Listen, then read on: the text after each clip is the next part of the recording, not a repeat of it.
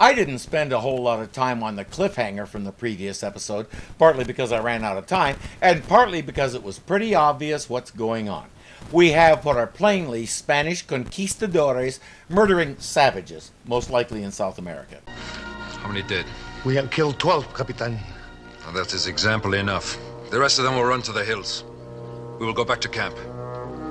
Studying the dead man for a few moments tells them when and where they are, and it's not good.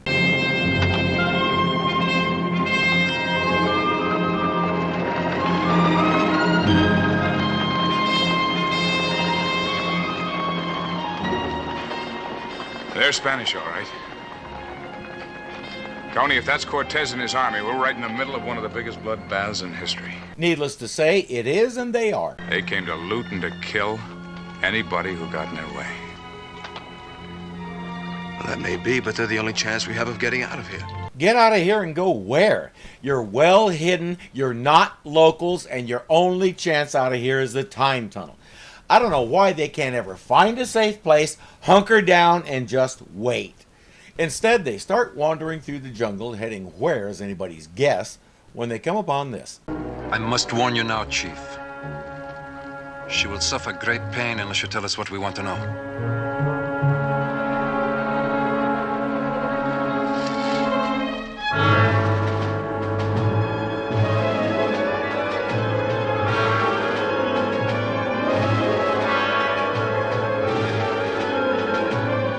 As if they're gonna stand by and watch it happen.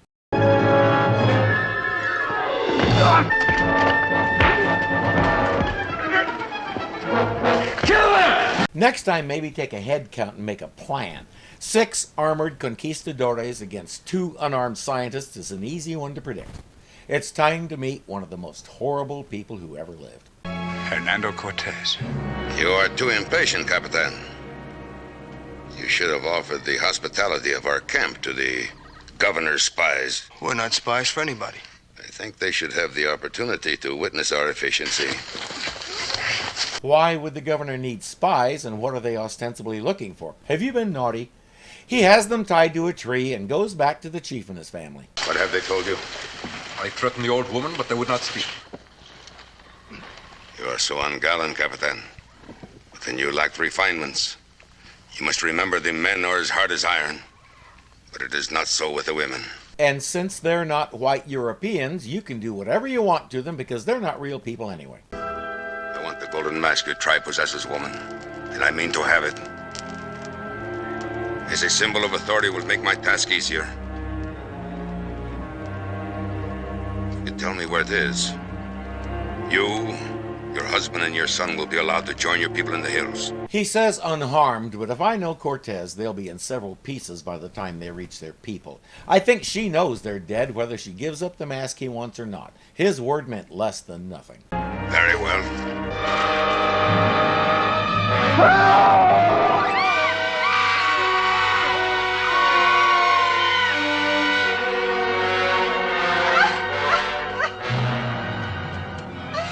I take it you are ready to reveal the location now?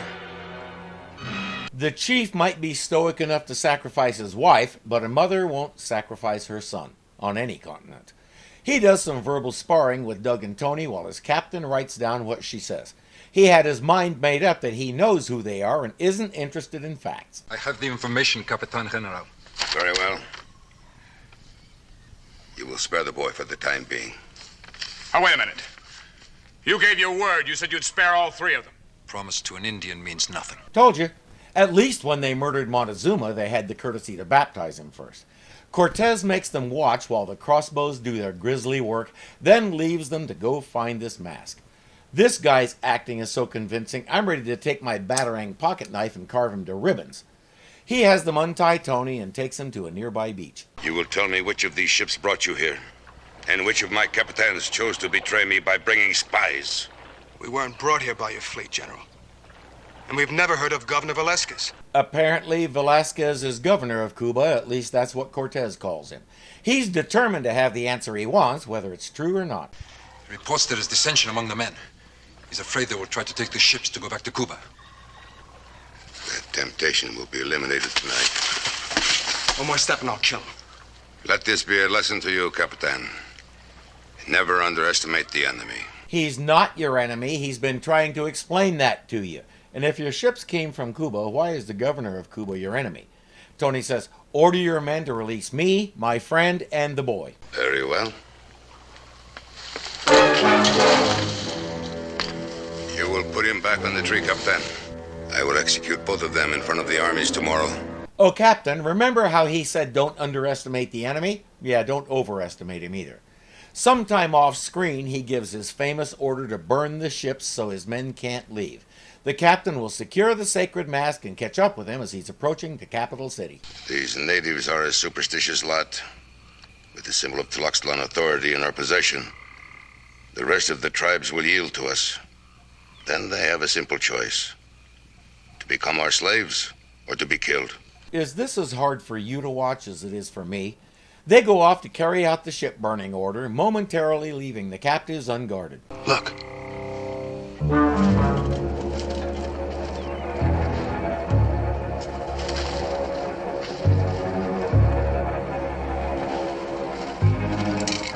Yep, you get to go too. He knows you tried to help him and his parents, so he's not going to leave you to these monsters.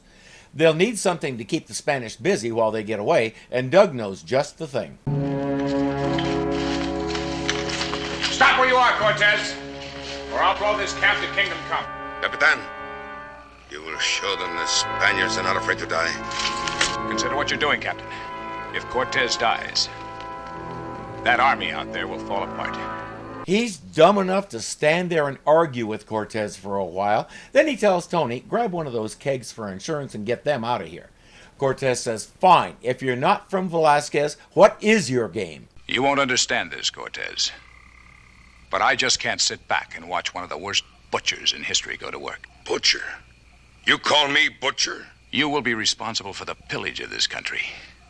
Thousands of civilized Indians you call savages will die because of you. You are naive. If I were to leave this country, do you not suppose there would be 1,000 other men following in my footsteps? This is destiny. This is destiny. Conquering the American West was manifest destiny. It amazes me how often one group's obvious destiny has to include the destruction of another group. You don't suppose it could all be now. The worst part is, he says all that as though it excuses every inhuman, vile, satanically evil thing he did to these people. He probably believed it. I don't know what this symbol of authority is that you're looking for, but you won't find it. You and your friend and the young chief intend to stop us, just the three of you? Just the three of us, yes. They have a fourth person, remember? And there's likely more where he came from. See, they know this jungle. You don't.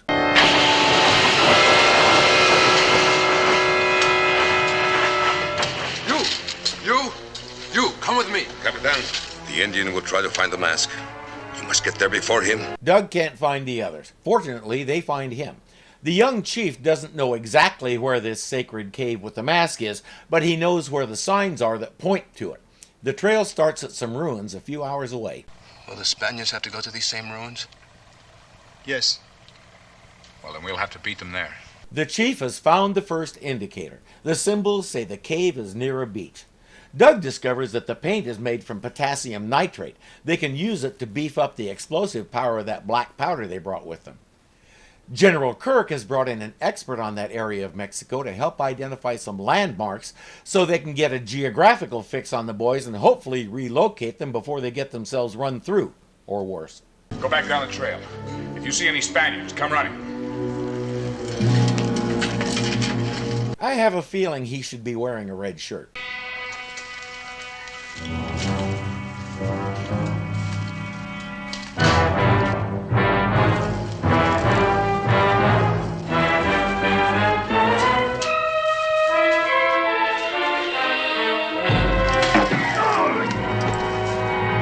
Right again. Somehow it seems like I'm always right about these things. Must be destiny. Capitan. The fish and the snake. As the old woman said, the cave will be found somewhere along the beach. We saw the cliffs as we sailed into the harbor. The cave must be there. Why didn't Doug scrape all the paint off so they couldn't see the images? Our brilliant scientists aren't too bright. They're hiding a little ways behind that wall they were using earlier. They've set the charge against said wall in hopes of bringing it down on some Spanish heads. Like that. You cannot be serious. All three of them walked away from that without so much as a scratch. Even their ears don't seem to be affected. I'm afraid the episode just lost me. Rather than stay and try to fight them, our crew moves out toward the cliff and the cave. Stand and fight! Come out! Come out and fight! Do you know that place? What is the Spaniard looking for? Oh, some symbol of the Tlaxcaltepec tribe. A golden mask. A golden mask? I don't like the way he said that. And in a moment, neither will General Kirk. It's security, sir. They ran Castellano through confirmation. It appears he's an archaeologist who's had trouble with various South American countries. Something about removing ancient artifacts illegally. The question is, can we trust him? We don't have any choice. The General assumes Mr. Castellano is inclined to tell them what they want to know. So far, he hasn't shown any great eagerness to do so. You already knew about that golden mask, didn't you? I spent 20 years looking for it. I have the culture masks of all the tribes, except the Tlaxcaltepecs. Pay attention to what he said, General. He said he has them. You think seeing it on the living history screen is going to be enough for him? You know what he's going to expect you to do. Then you should also know about those ruins. I want you to locate them on a map for us. I need time to observe them, to make... Time is of the essence now, Mr. Castellano. When I'm sure, I will let you know. You know those flame guns you used to chase Nero's ghost around? They might come in handy about now. Set his butt on fire a couple of times and he might be more inclined to cooperate. Better yet, kick him out of there now and figure it out on your own. Tony stays in the jungle to try and slow Alvarado and his men down, while Doug and the chief reach the cave. The chief heads in.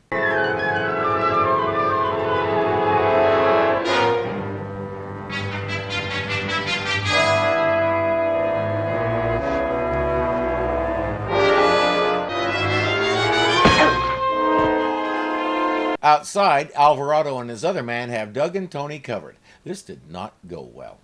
He orders Doug and Tony into the cave and says, "I'll let the three of you see this before I kill you." General Kirk tells Castellano, "You have to know the location of those cliffs. We need the coordinates right now before he kills our people." And when I show you the location, your machine will pluck them out of there? Hopefully, yes. We've got to have those coordinates. They may decide to kill our men at any minute. In that case, I propose a bargain. I cannot believe nobody saw this coming. He sets it out. I give you the coordinates, and then first, you bring the golden mask here to me. Then you get your people out. You bargain with the lives of two men? General, you're watching Cortez in action. Why would you assume everyone else has the same morality you do? This guy has the morals that Cortez does, selfish greed above all else. General Kirk agrees, and Castellano gives them the coordinates to the cliffs.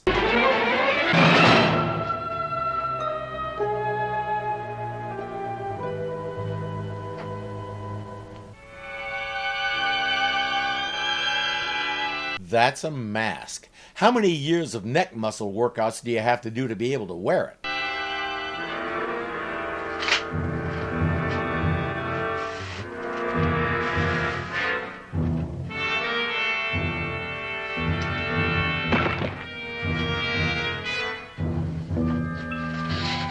He says, "All right, you three, load all this up and haul it out." Ray and Ann are ready to transfer the mask, but Ray is afraid the energy might collapse the whole cave on top of Tony and Doug.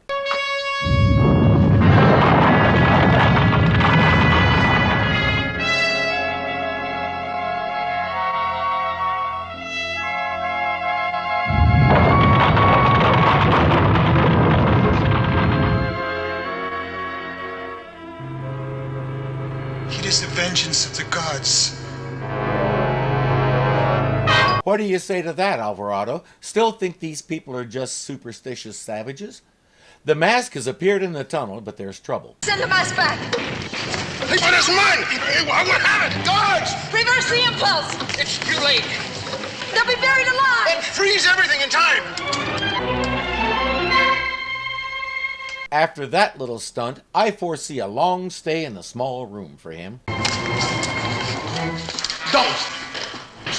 You don't live in the jungle for 20 years without knowing how to use one of these. He makes his way into the tunnel in the mask. Ray, what happens if he takes the mask out of the tunnel? Without it, we can't reverse the impulse. We can't unfreeze the time lock. Tony and Doug, everyone in that cave will be frozen, possibly forever. Can't we put something else in its place? It would have to be something else of exactly the same atomic structure and form. You mean another golden mask? I'm afraid so. That's easy. Send it back now and him with it. Let Alvarado deal with him. But nobody will think of that. As Castellano walks out cuddling the mask the way I cuddle Hazel, they tell the general that he has 3 minutes to get the mask back in the tunnel or they'll lose the lock on Doug and Tony, possibly for good. It is a beautiful mask. It is a mask for which anyone should be willing to give its life. Have I not already given 20 years of mine? The chief and his wife gave their literal lives, dude. When you've taken a crossbow bolt to the heart, maybe you can brag. No!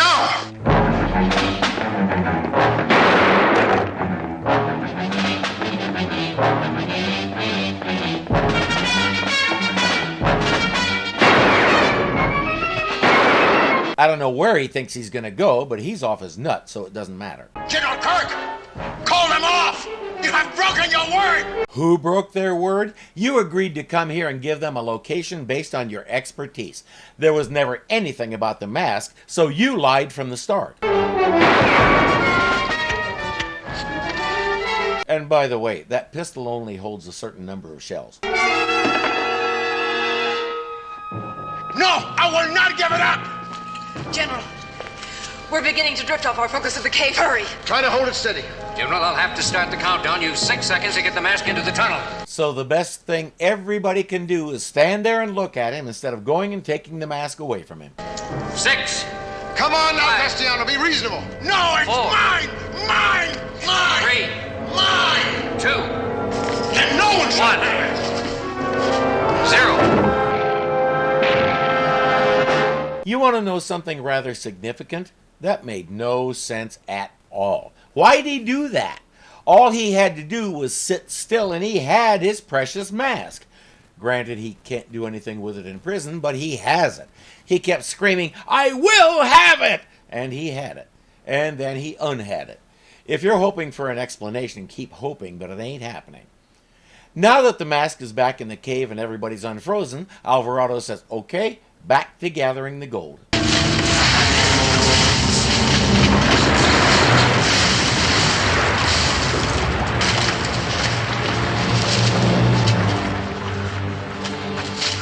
Capitan, we must leave the cave while there's still time, or we'll be buried alive. This treasure belongs to Spain! Actually, it belongs to the locals. Spain doesn't even know it exists. Another tremor hits and one of Alvarado's men is down. Doug, Tony, and the young chief make a run for it. Come back! Come back! Capitan, we must leave. No. I have given you an order. You will obey me! Not now, he won't. He won't be carrying any gold for you either. At the mouth of the cave, the chief says, I have to go back for the mask, and I have to go alone. Stand up. I will not kill a man who cannot defend himself. There's no time for fighting, not now. The cave will bury us both. Fight me. I will have my vengeance. Forget it, kid. He's so far around the bend, he may not even realize you're there. The chief finally realizes that, grabs the mask, and leaves. I do not understand. He would not fight. In some way, the yellow metal made him sick. I think at last you're ready to lead your people. What will he do with the mask? We won't find out because he says, let's go, walks out of the cave, and Doug and Tony vanish.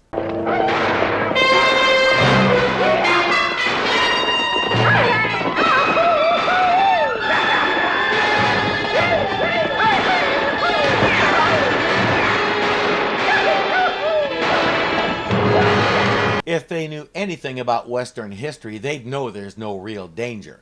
When the cattle boys were in town, sometimes they'd get good and liquored up and go hoorah the town, which consists of just what we saw there. Lots of yelling, riding like drunk drivers, and shooting in the air. Even as hammered as they usually were, they knew better than to cause any real damage or hurt anybody. They just liked to make noise, blow off steam, and maybe see who they could scare. These two half-wit city slickers must have been a hoot, especially when they barge into the sheriff office and ask the deputy what's going on. Saturday night, just the Triple X boys coming into town. Into what town? We didn't notice the name as we came in. Lincoln. Pride of Lincoln County and of the great territory of New Mexico. You'll never guess who's under that hat.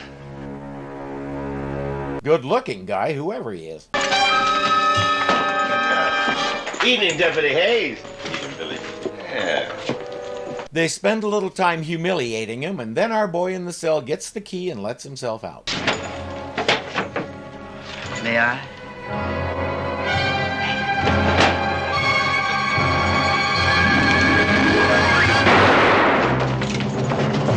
We know who he's supposed to be, so that's not strictly historically accurate. But it also wouldn't have been out of character. He was about as cold-blooded a murderer as there ever was. You a friend of his? I never saw him before. Maybe you don't know who I am. No, I don't. The name's Bonnie. William Bonnie. Billy the Kid? The same. Oh, you're way too good-looking to be Billy the Kid, better known at this time as Kid Antrim. The name Billy the Kid didn't catch on until Pat Garrett wrote a book calling him that. I'll have more to say about that next time. Right now, let's pose an ethical question. We always heard about Hitler, but if you had been in Doug and Tony's place and you got the opportunity to put an arrow into Cortez before he managed to lead all that slaughter, would you do it?